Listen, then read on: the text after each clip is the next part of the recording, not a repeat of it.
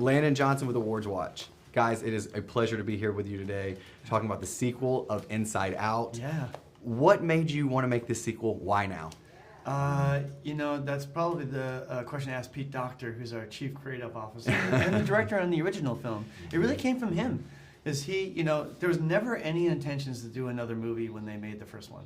Mm-hmm. These movies are so hard to make, just make that one, let alone we're going to make other ones too. It's hard just to get that one. And he's like, I just want to, finish that up, make it as good as it can, put a little bow on it and put it out into the world and then move on to something else. But there's something about Inside Out where it kept being talked about and brought up in conversation, and people would come up to Pete and tell him how much it meant to them, both as a film that they love, but also on how helpful it's been to a lot of people.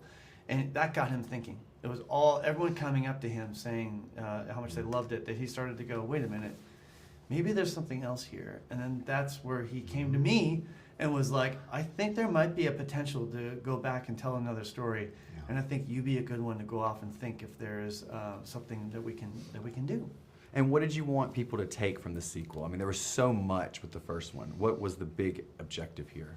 Yeah, I mean, we're portraying Riley now in a new stage of her life. She's a teenager now, and so there's these new, more complicated emotions that are showing up.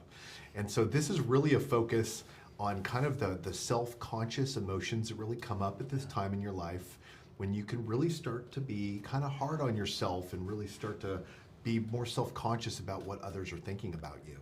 No, absolutely. And then with the introduction of anxiety, a feeling that we all feel. Yeah. And it's becoming more and more prevalent, I think, with the rise of social media and the comparison analysis. Yes. Tell me a little bit about developing and inviting those new characters into the script. Yeah, it started by me just making a list of what we could possibly do. Because I'm like, I want new emotions to show up. That's what I want as kind of an audience member. And who could show up? And I made a list, and anxiety was on that list.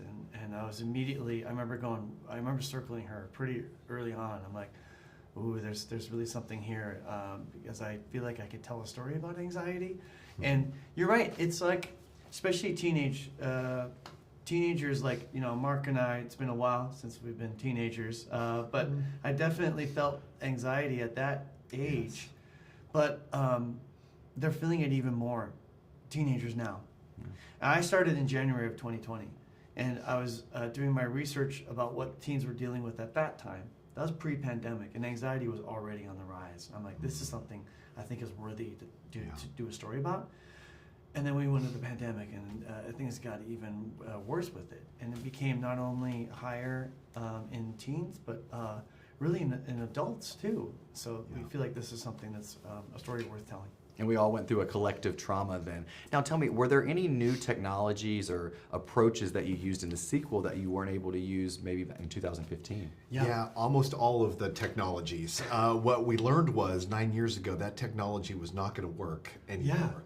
Yeah. Pixar changed the complete foundation of the technology in those 9 years. So we had to find a way to recreate these emotions in this world in a way that didn't exist before, but make it look like the characters in the world that we remembered and loved from the first film.